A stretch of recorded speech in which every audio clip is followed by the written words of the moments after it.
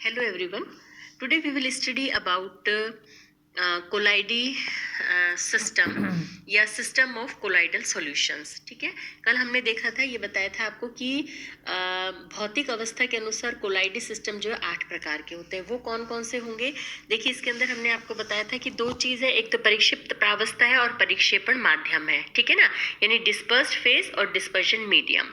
तो अगर डिस्पर्स, सबसे पहले हम देखते हैं डिस्पर्स्ड फेज जो है उनको हम लेते हैं और फिर डिस्पर्स मीडियम और फिर उसका जो कॉमन नेम है और हम उसके एग्जाम्पल देखेंगे.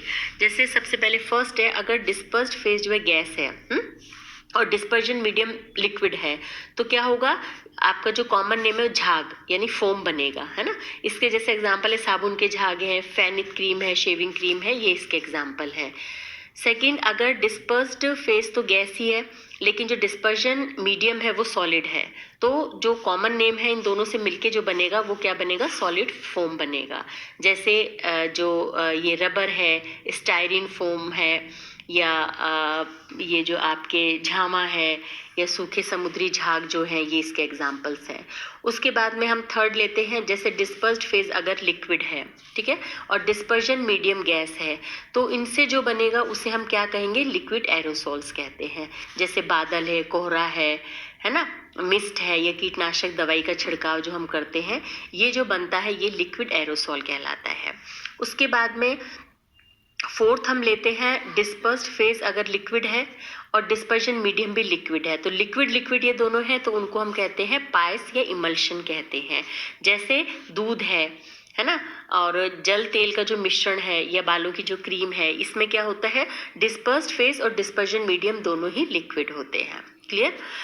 उसके बाद में हम नेक्स्ट लेते हैं फिफ्थ में, डिस्पर्स्ड फेज अगर हमारे पास में लिक्विड है, ठीक है, और हमने डिस्पर्जन मीडियम सॉलिड लिया है, तो इनके कॉम्बिनेशन से क्या बनेगा, जेल बनेगा या सॉलिड पाइस बनेगा.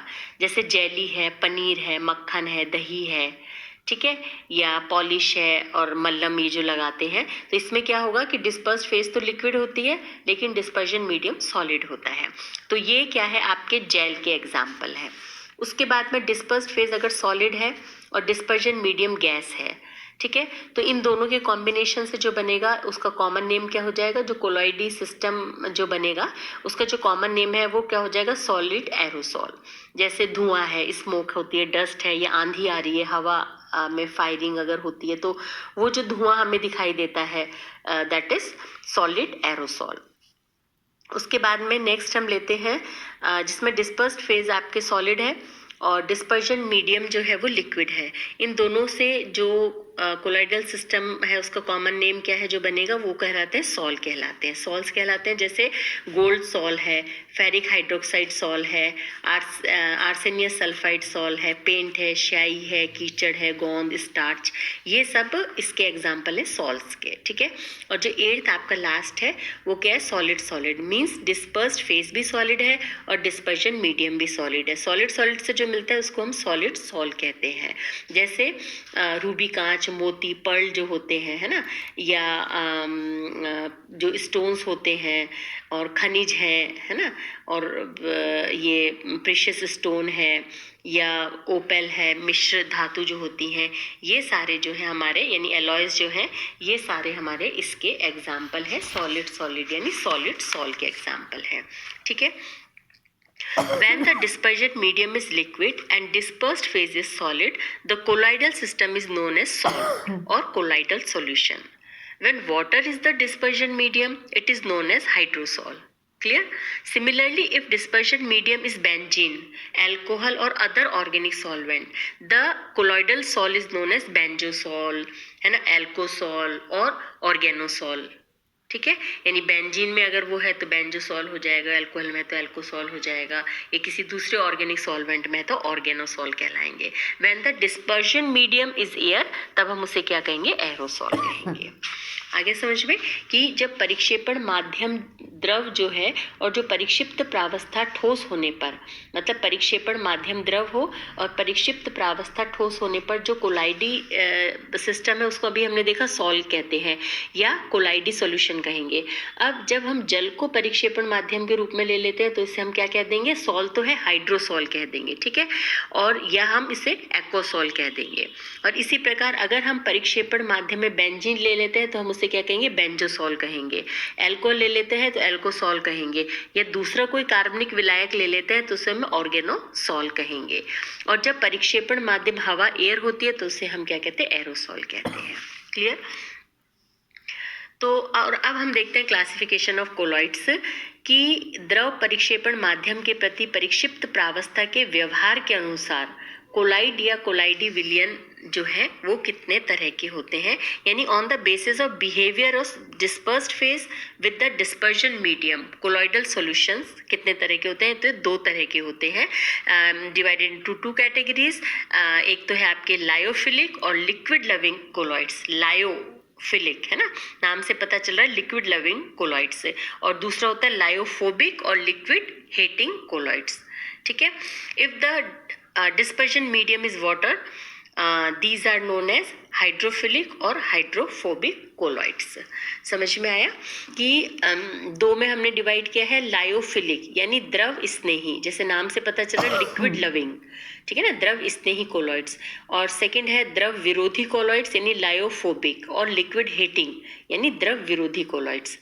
जब परिक्षेपण माध्यम जल होता है तो उन्हें हम क्या कहेंगे, जल स्नेही कोलॉइड्स कहेंगे और जल विरोधी कोलॉइड कहेंगे, ठीक है। अब हम सबसे पहले देते हैं लायोफिलिक कोलॉइड्स यानी द्रव स्नेही कोलॉइड्स क्या होते हैं। नाम से जैसे पता चल रहा है कि वे कोलॉइड जो उपयुक्त विलायक में सरलता से कोलाइडी अवस्था में आ जाते हैं उन्हें हम द्रव स्नेही कोलॉइड कहते हैं, यानी लिक्विड लविंग कोलॉइड्स कहते हैं। जैसे स्टार्च है, प्रोटीन है, रबड़ है, ये स्थायी कोलॉइड होते हैं, ठीक है। इनमें अगर विद्युत अपघट्य का विलयन मिलाने पर ये सरलता से अवक्षेपित नहीं होते हैं, और यदि इनका अवक्षेपण हो जाए तो उनको पुनः कोलाइडी अवस्था में सरलता से बदला जा सकता है। इस कारण से ये क्या होते हैं, उत्क्रमणीय कोलॉइड भी कहलाते हैं और ये अधिक स्थायी होते हैं। यानी लायोफिलिक कोलॉइड्स क्या हो गया, the colloids which easily form a colloid solution with suitable solvent are known as lyophilic colloids. जैसे स्टार्च है, प्रोटीन है, रबड़ etcetera. These are the stable colloids. By adding electrolyte to such solutions, they are not precipitated easily. Clear? If they are get precipitated, they can be easily converted into colloidal state. Hence, these are also known as reversible colloids. These are more stable than other colloids. उसके बाद में second ये जो है आपका lyophobic colloid, यानी कि हम उसे द्रव विरोधी कोलॉइड। द्रव विरोधी कोलॉइड क्या हो जाएगा कि वे कोलॉइड जो विलायकों के साथ कोलाइडी विलयन सरलता से नहीं बनाते हैं और इन्हें बनाने के लिए कुछ विशिष्ट विधियों का उपयोग किया जाता है, यानी परिक्षिप्त प्रावस्था का विलायक माध्यम के प्रति कोई आकर्षण नहीं होता है, ठीक है। इन्हें हम और द्रव विरोधी कोलॉइड इन्हें हम कहते हैं, जैसे फेरिक हाइड्रोक्साइड है, सोना है, कॉपर है, ये सारे। और इनके कोलाइडी विलयन में किसी अगर हम विद्युत अपघट्य का विलयन मिलाते हैं तो इन्हें शीघ्रता से अवक्षेपित किया जा सकता है, ये प्रेसिपिटेटेड हो जाते हैं और इस प्रकार प्राप्त जो अवक्षेपित पदार्थ है उसको हम पुनः कोलाइडी अवस्था में नहीं कन्वर्ट कर सकते। इसीलिए हम इनको क्या कहते हैं, अनुत्क्रमणीय कोलाइड, इरिवर्सिबल कोलाइड कहते हैं। और ये कोलाइड जो है अधिक स्थायी नहीं होते हैं। यानी लायोफोबिक कोलॉइड्स क्या हो गया, the colloids which do not make a colloidal solution while the dispersion medium easily are known as lyophobic colloids. These colloid solutions can be prepared only by special methods. Thus, there is not much affinity between dispersed phase and dispersion medium, and so they are called lyophobic colloids. For example, ferric hydroxide, copper, gold, etc. These colloids can be easily precipitated by adding an electrolyte, as they are not very stable. Once precipitated, these can not be brought back to the colloidal state. Hence, these are known as irreversible colloids. Clear.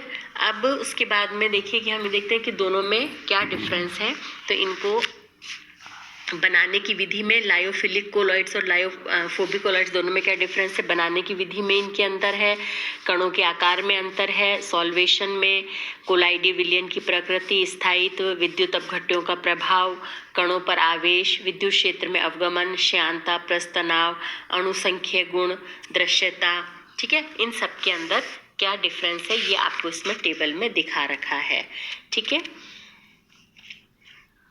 Clear. उसके बाद में हम देखते हैं next topic हम लेंगे मल्टीमॉलिक्यूलर, मैक्रोमॉलिक्यूलर और associated colloids क्या होते हैं। Okay, thank you.